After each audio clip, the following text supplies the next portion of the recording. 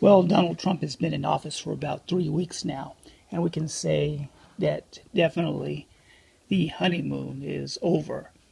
And in fact, there was really no honeymoon at all. You can see by his poll ratings, his favorability ratings, that he's really behind one of the most unpopular presidents ever to be elected, as far as, in fact, the most unpopular as far as polling goes.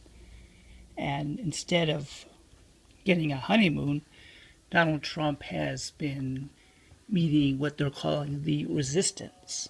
And that is, of course, the opposition in terms of both the grassroots type of opposition as well as the resistance in, the political system as far as the Congress, Democrats in Congress, and also the states and local governments.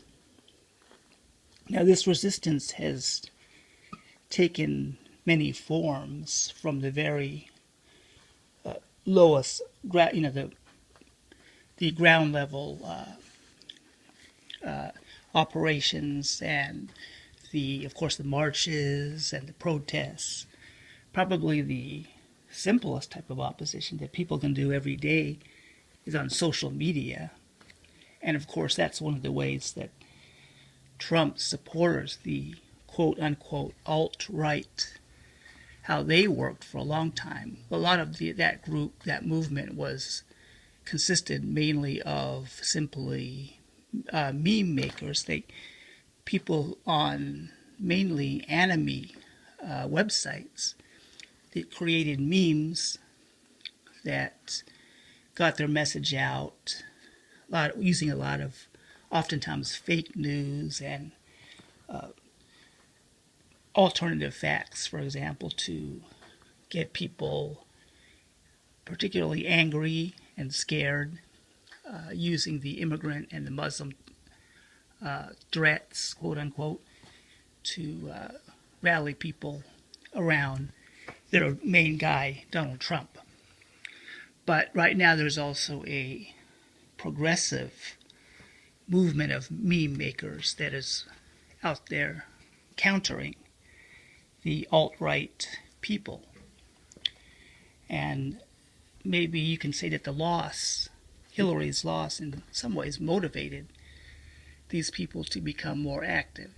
And of course, there's all kinds of other things you can do on social media as well, on on Facebook, Twitter, and such, in terms of the basically just molding public opinion, because a lot of people these days they get their news from social media.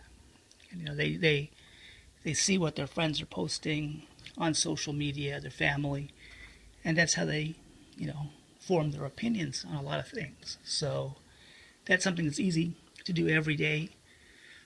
Another thing that's become very popular with the resistance is boycotting things. That's something also that can be done on a daily basis. Like if you're going out for lunch, you can decide where you're going to eat if that agrees.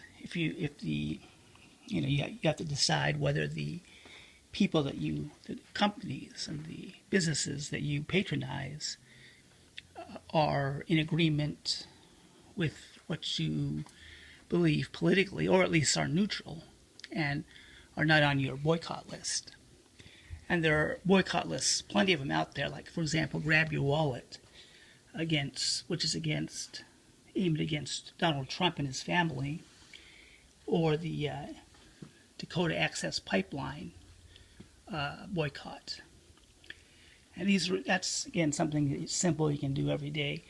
Another thing is donating, either time, volunteering, or money, or both, to organizations that work on the ground, or in some cases, like with the ACLU, that will challenge Trump in court.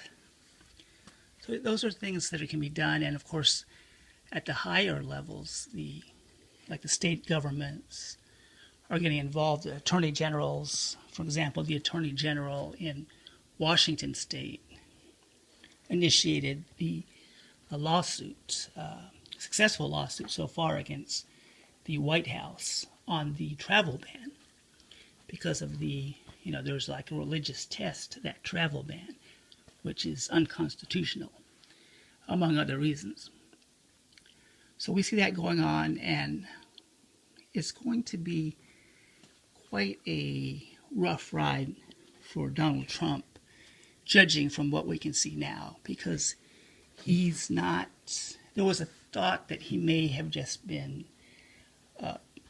campaigning, just saying whatever he needed to do to win, and then when he came into office, he would back off a lot of this stuff. But he hasn't really done that, although he has, on a few occasions, backed down because he was forced, basically forced by the reality of the situation. But we can see that he is trying to do what he said he was going to do. So it'll be interesting to see what happens over the next few months and the first year of his administration.